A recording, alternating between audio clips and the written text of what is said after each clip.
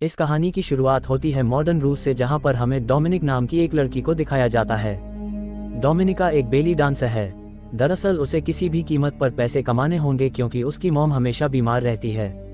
उनके इलाज के लिए हमेशा उसे पैसों की जरूरत होती है और एक दिन जब वह परफॉर्म कर रही होती है तो उसका पार्टनर गलती से उसके पैर के ऊपर पैर रख देता है, जिससे उसके पैर की हड्डी टूट जाती है। इस एक्सीडेंट के साथ उसका डांसिंग करियर हमेशा के लिए खत्म हो जाता है, जिससे उसे बहुत दुख होता है। उसे नहीं पता कि अब वह पैसे कैसे कमाएगी, अपनी मॉम का इलाज कैसे करवाएगी। कुछ महीने बीत जाते हैं और उसका पैर ठीक हो जाता है। एक दिन उसके अंकल, जिनका नाम युवान होता है, उसके पास आते हैं। दरअसल वो रूस की सीक्रेट एजेंसी में डायरेक्टर हैं। वो डोमिनिका को कहते हैं कि मुझे तुम्हारी मदद की जरूरत है, तुम मेरे साथ काम करो।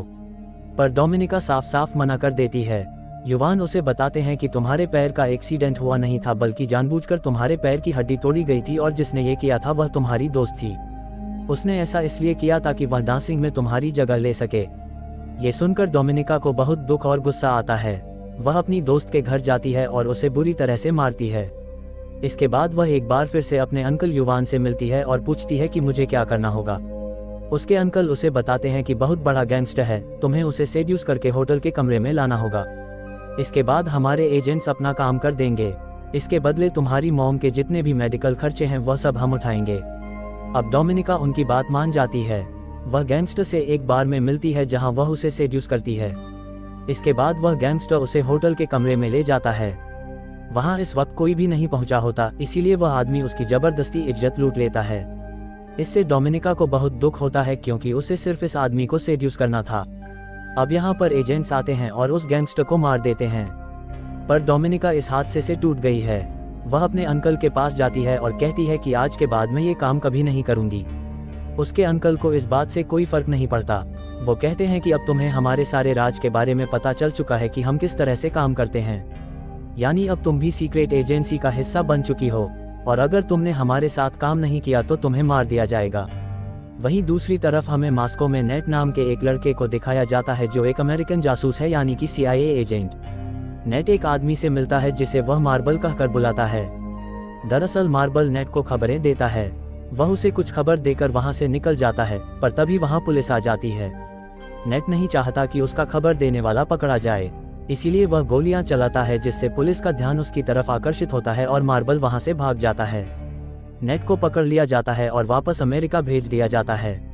पर नेट एक बार फिर से रूस जाना चाहता है, लेकिन उसके सीनियर्स उसे कहते हैं कि तुम रूस नहीं बल्कि बुडापेस्ट जाओगे ताकि एक बार फिर से मार्बल से मिल सको। वहीं दूसरी ओर रूस की सीक्रेट एजेंसी के डायरेक्टर युवान एक वीडियो फुटेज देख रहे होते हैं जिसमें नेट मार्बल से मिल रहा था। वह समझ जाते हैं कि मार्बल रूस की सीक्रेट एजेंसी का ही मेंबर है जो अब अमेरिका के लिए काम कर रहा है।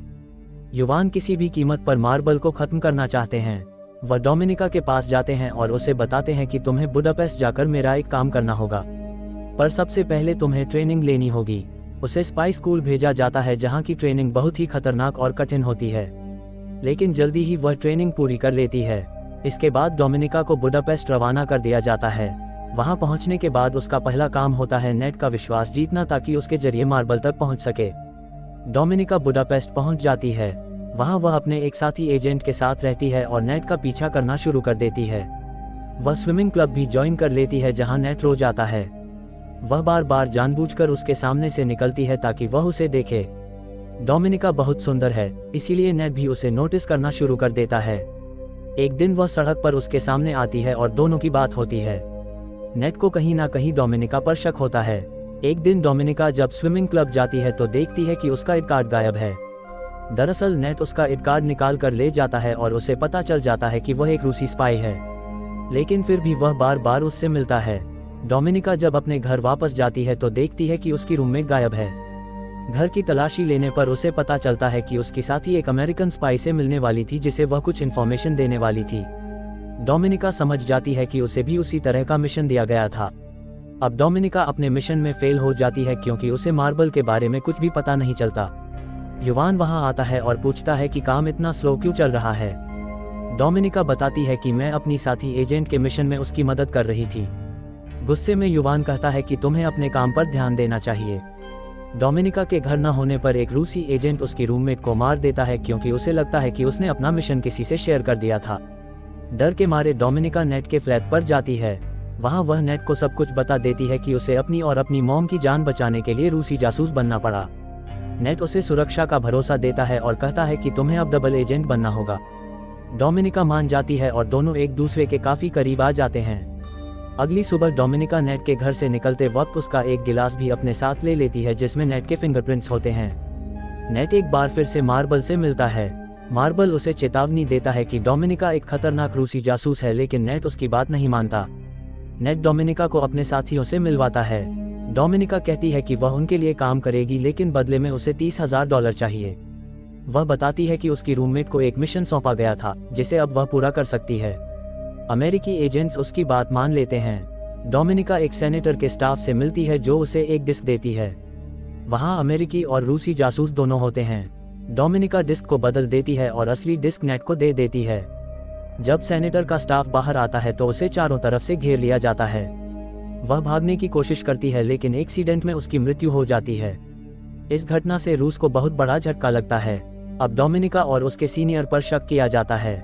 उन्हें वापस बुलाकर बहुत टॉर्चर किया जाता है। डोमिनिका बच जाती है और सफाई देती है कि उसने सब कुछ इसलिए किया ताकि वह नेट का भरोसा जीत सके। परिवार उसकी बात मान लेता है और उसे फिर से बुडापेस्ट भेजने को राजी हो जाता है। डोमिनिका बुडापेस्ट जाने से पहले युवान को सेड्यूस करती है ताकि उस पर शक न हो, लेकिन युवान फिर भी उसके पीछे एक जासूस भेजता है। बुडापेस्ट पहुंचकर डोमिनिका नेट से मिलती है। नेट उसे देखकर बहुत खुश होता है।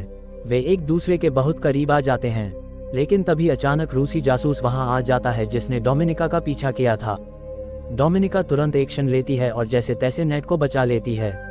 वह उस रशियन एजेंट को मार देती है और नेट के साथ वहां से भाग जाती है। इसके बाद नेट डोमिनिका को एक सेफ हाउस में ले जाता है जहां दोनों कुछ देर के लिए छुप जाते हैं। यहाँ डोमिनिका नेट को पूरी सच्चाई बताती है कि किस तरह उसे शुरू से ही इस्तेमाल किया जा रहा था और अब वह वाकई में एक नई जिंदगी शुरू करना चाहती है। नेट उस पर विश्वास करता है और उसे अमेरिका में शरण देने का वादा करता है। अगले दिन अमेरिकी एजेंसी डोमिनिका से एक डील करती है। अगर वह रूस के टॉप सीक्रेट्स और वहां के एजेंट्स की लिस्ट उन्हें देती है तो वे उसे और उसकी मां को पूरी सुरक्षा देंगे और नई जिंदगी शुरू करने में मदद करेंगे। डोमिनिका इस डील को स्वीकार कर लेती है। फिर एक प्लान बनाया जाता है जिसमें डोमिनिका रूस वापस जाती है ताकि अपनी पोजीशन का फायदा उठाकर इम्पोर्टेंट जानकारी हासिल कर सके। डोमिनिका मास्को लौटती है और अपने चतुर दिमाग का इस्तेमाल करते हुए अपने ही अंकल इवान को फंसा देती है। वह फर्जी सबूत बनाती है कि असली गद्दार इवान था जिसने अमेरिकी एजेंसी के साथ डील की थी। इसके बाद रूस की सीक्रेट एजेंसी इवान को गिरफ्तार कर लेती है और उसे देशद्रोह का दोषी मान लिया जाता है। इस तरह डोमिनिका खुद को एक देशभक्त साबित कर देती है और रूस की सरकार का भरोसा जीत लेती है। रूस को लगता है कि डोमिनिका ने देश के लिए बहुत बड़ा काम किया है, इसलिए उसे एक ऊंचा पद दिया जाता है और वह अब एक पावरफुल इंसान बन जाती है। दूसरी ओर अमेरिका में नेट उसकी मदद से बहुत सारी सीक्रेट जानकारी प्राप्त कर चुका होता है। डोमिनिका अब दोनों देशों के बीच एक ऐसी खिलाड़ी बन जाती है जो दोनों तरफ से फायदा उठा रही है। आखिरी सीन में दिखाया जाता है कि डोमिनिका अपने घर पर बैठी होती है एक पियानो बजाते हुए और उसका चेहरा शांत और सशक्त दिखाया जाता है। वह अब एक फ्री और ताकतवर औरत है जिसने अपनी मां के लिए सुरक्षित जीवन सुनिश्चित किया और खुद को एक साधारण लड़की से एक मास्टरमाइंड तक बदल डाला। The end.